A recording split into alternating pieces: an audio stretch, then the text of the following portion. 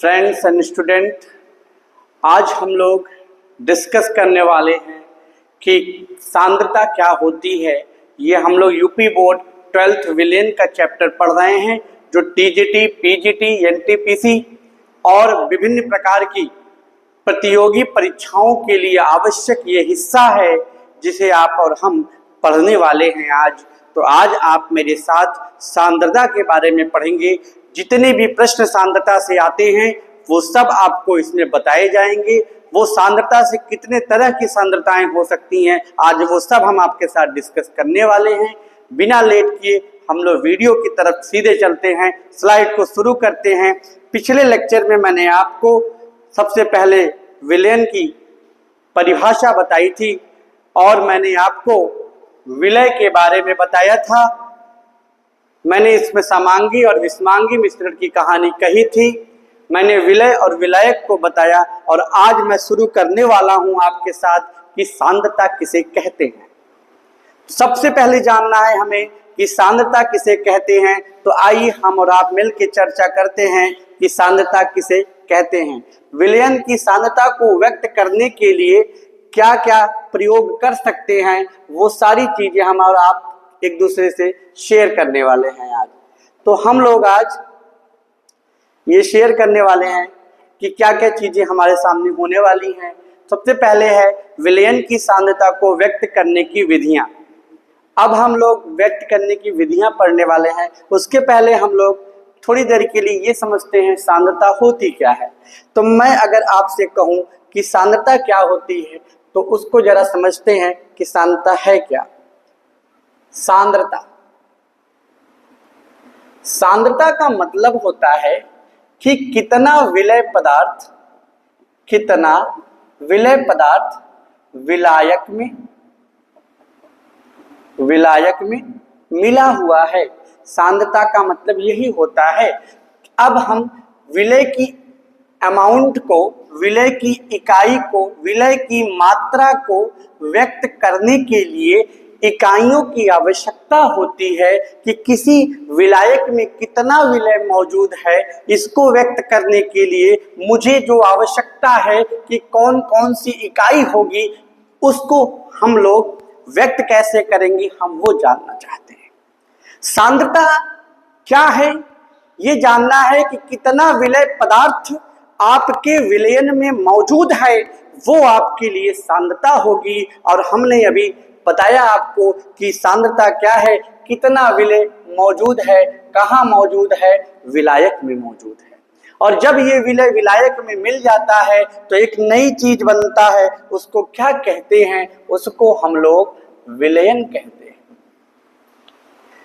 तो in English it is called solute and it is also called solvent, and the solute and solvent mix to make new thing which is called solution।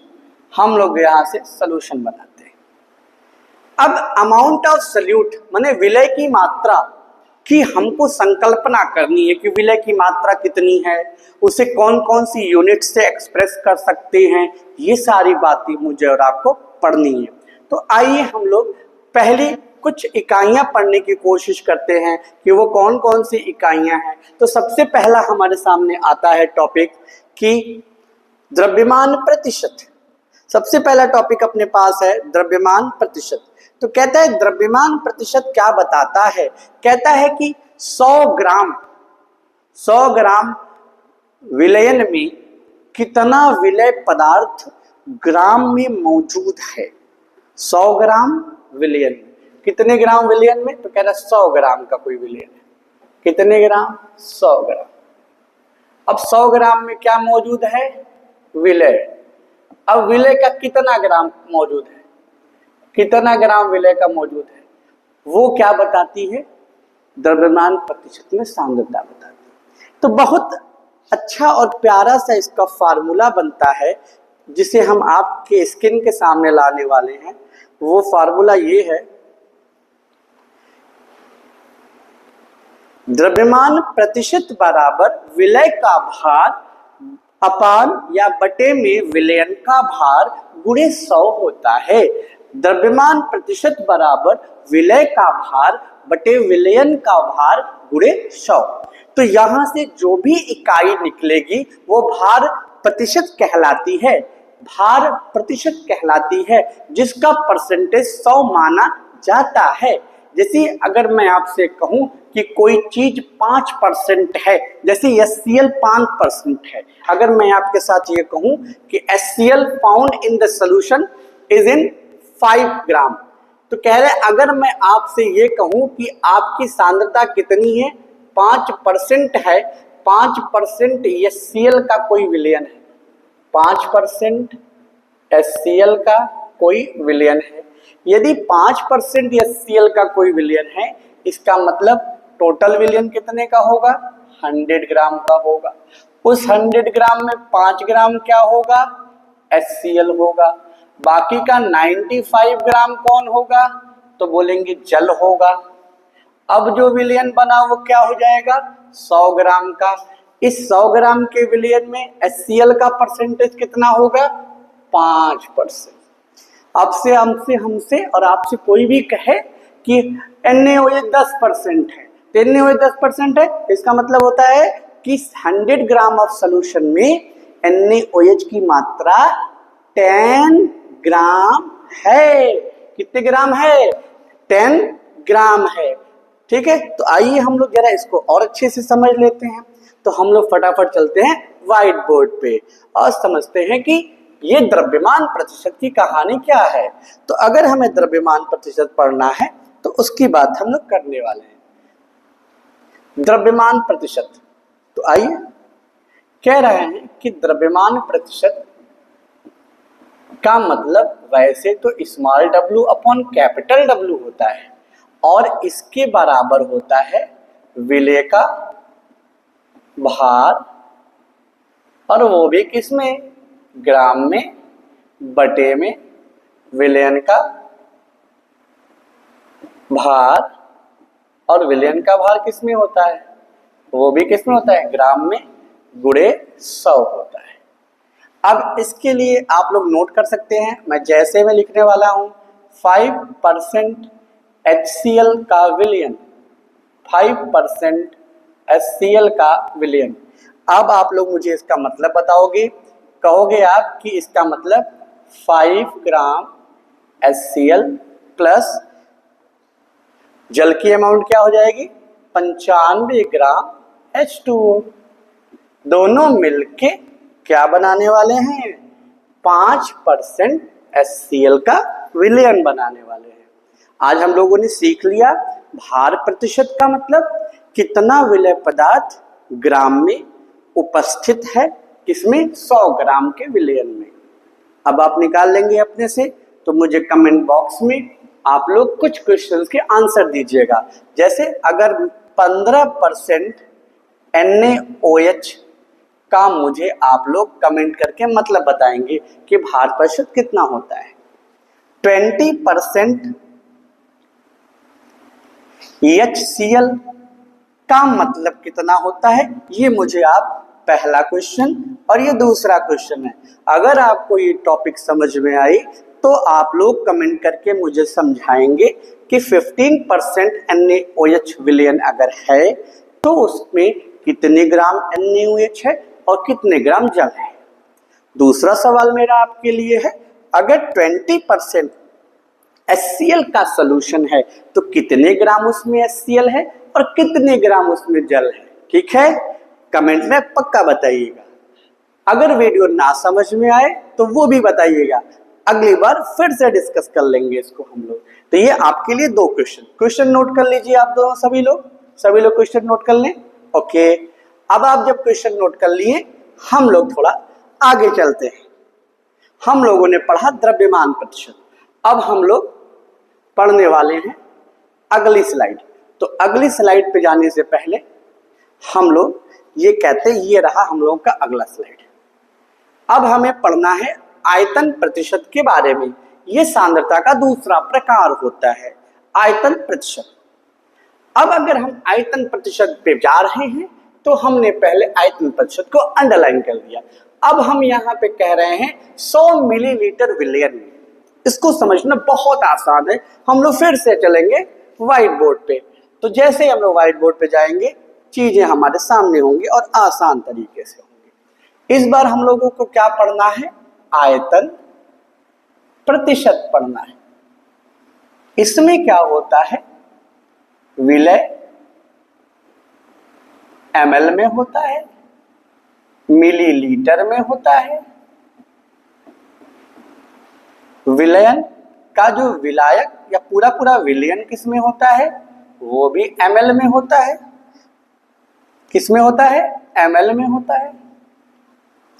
और ml को क्या कहते हैं? Millilitre कह सकते हैं। तो कहता है कि 100 ml सॉल्यूशन में, 100 ml सॉल्यूशन में, 100 ml विलयन में कितना विलय मौजूद है, विलय उपस्थित है, और कितना विलय उपस्थित है वो भी किस में? विलय का भी आयतन किस में चलेगा? ml में।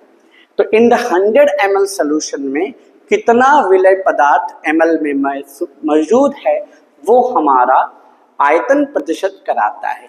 अब आयतन प्रतिशत के लिए भी आसान होता है। हम लोग क्या लिख देंगे?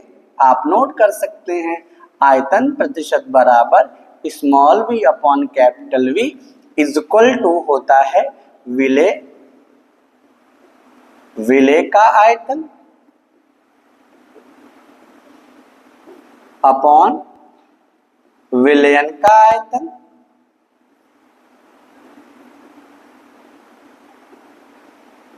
और पूरे के गुणे 100।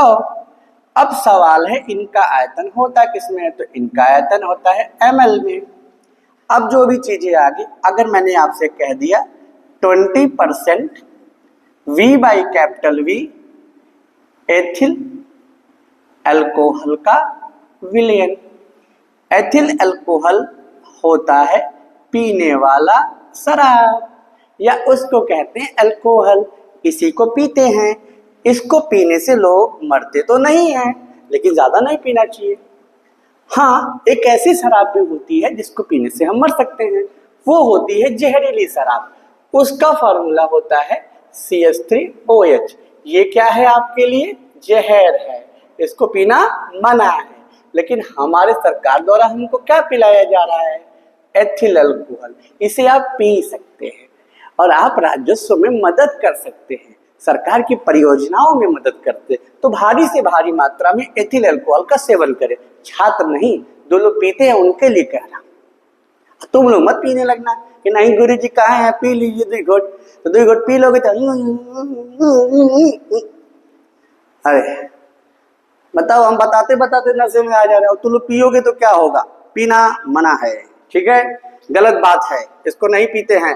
दोनों नहीं पिएंगे हम लोग, आज से कसम खाते हैं। सरकार के राजस्व में कोई फायदा नहीं करवाएंगे हम लोग, सरकार अपना समझ ले, ठीक है। अब हम लोग चलते हैं आगे। तो हम लोग आयतन प्रतिशत की बात करते हैं। हमने कहा आयतन प्रतिशत में, ये रहा मेरा आयतन प्रतिशत का फार्मूला, और आप बड़े अच्छे से इसको नोट कर सकते हैं। बहुत अच्छा फार्मूला है, तो आप इसको नोट कर लेंगे।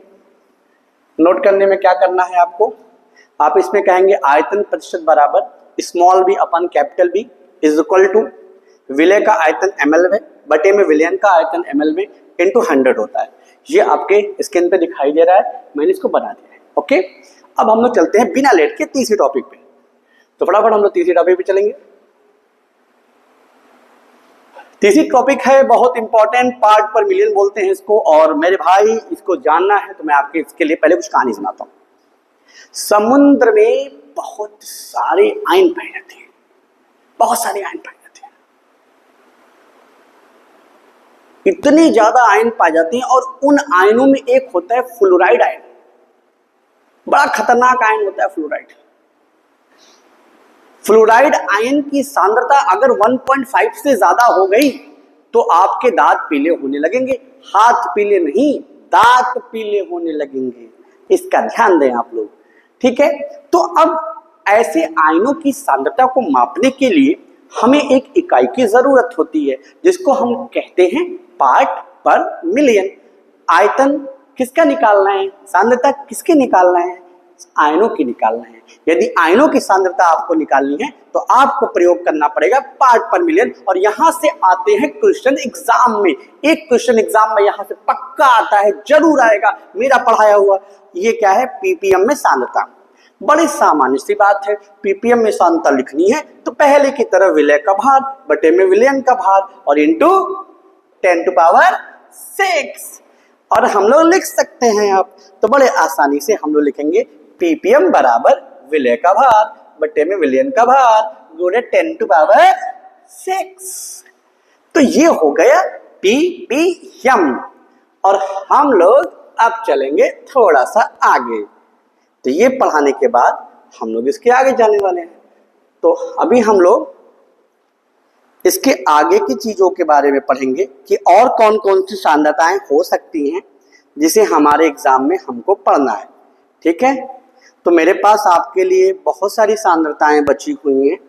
उसमें से पहले एक हम लोग मोलरता भी बची हुई है, मैं समझ रहा हूं, फिर भी हम लोग तो चलिए पहले हम लोग चलते हैं मोलरता और मोललता के बारे में समझने की कोशिश करते हैं। तो जब हम लोग वापस चलेंगे मोलरता और मोललता के टॉपिक पे, तो मैं आपको बता दूं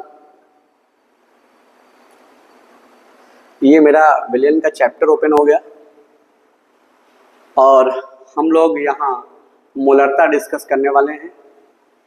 और ये आपके सामने मोलरता आ गया है जो इम्पोर्टेंट है एग्जाम के लिए, और मैं इसको समझाने वाला हूँ आपके साथ कि मोलरता एक्चुअल में होती क्या है। इसको समझने के लिए मेरे साथ आप जुड़े रहिए और चीज़ों को मैं बता दूं आपको कि मोलरता एक्चुअल में है क्या। किसी विलयन के प्रति लीटर आयतन में, तो आइए जरा समझते हैं प्रति लीटर की कहानी क्या है। कहते हैं सर कोई विलयन है और उसको भैया हम लोग ले लिए 1 लीटर, 1 लीटर कोई विलयन है, 1 लीटर, 1 लीटर कोई विलयन ले लिए।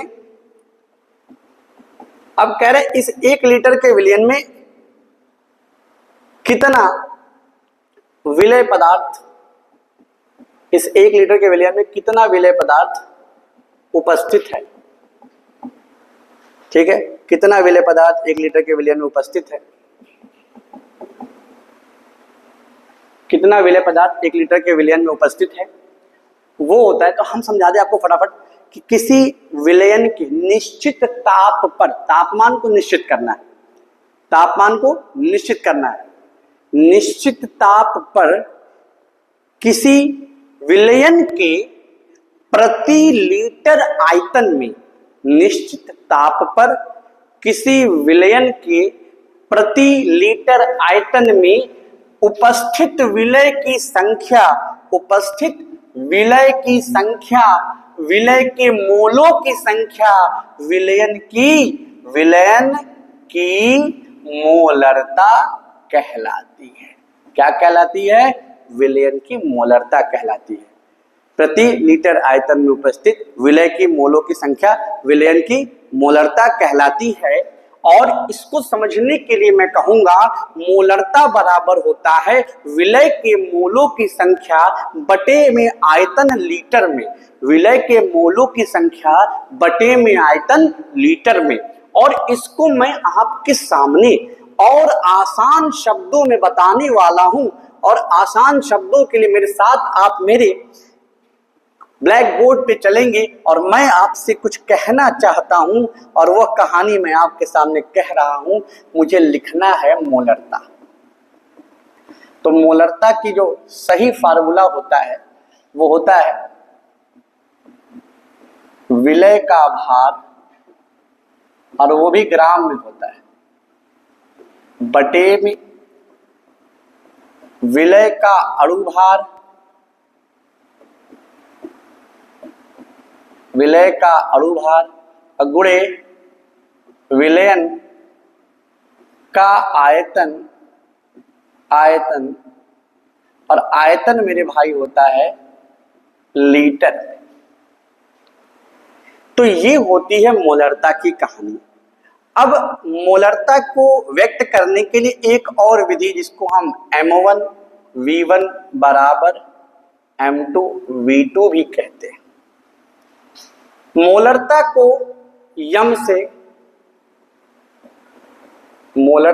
यम से प्रदर्शित करते हैं। मोलरता की इकाई मोल प्रति लीटर होती है, जो कि इसकी इकाई होती है।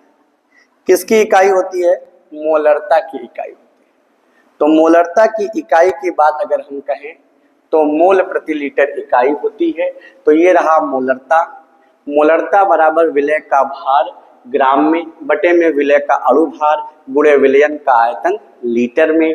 ये मोलरता का फार्मूला है। 100% इससे सवाल आते हैं और आपको करके आने हैं एग्जाम में। मोलरता को कैपिटल एम से प्रदर्शित करते हैं। मोलरता की इकाई मोल प्रति लीटर होती है। एक नया फार्मूला मोलरता को समझने के लिए ये भी प्रयोग किया जाता है, जिसमें मैं आपको बता दूं इसका प्रयोग कैसे करते हैं। इसमें कहते हैं तनुता से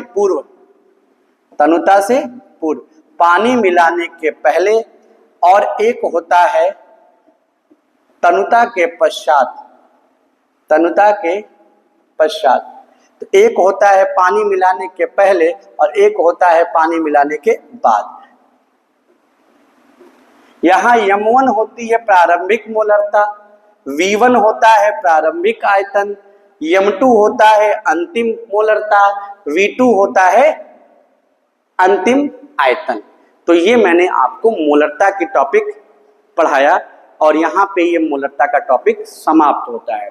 आप वीडियो को देखने के लिए, पढ़ने के लिए लाइक करें, सब्सक्राइब करें, कमेंट जरूर करें। जो चीज़ें मेरे द्वारा आपको लगती हैं कि नहीं समझ में आई, अगर आप मुझे बताएंगे तो मैं अगले वीडियो लेक्चर में उसको और अपडेट कर सकूंगा। इसके लिए और मेरे वीडियो को ज़्यादा से ज़्यादा मात्रा में सभी लोगों तक पहुंचाएं और ताकि सभी लोग इसका ज्ञान को पा सके और सभी लोगों को ये ज्ञान पहुंच सके, लोग जान सकें कि ये वीडियो क्या चल रहा है। आप सभी का मेरे साथ जुड़ने के लिए बहुत बहुत धन्यवाद। आप सभी के सहयोग से हम लोग रोज प्रतिदिन वीडियो बना रहे हैं और हम लोग लगातार मेहनत कर रहे हैं कि अच्छे से अच्छा कंटेंट आप तक पहुंचा सकें। धन्यवाद आप सभी का।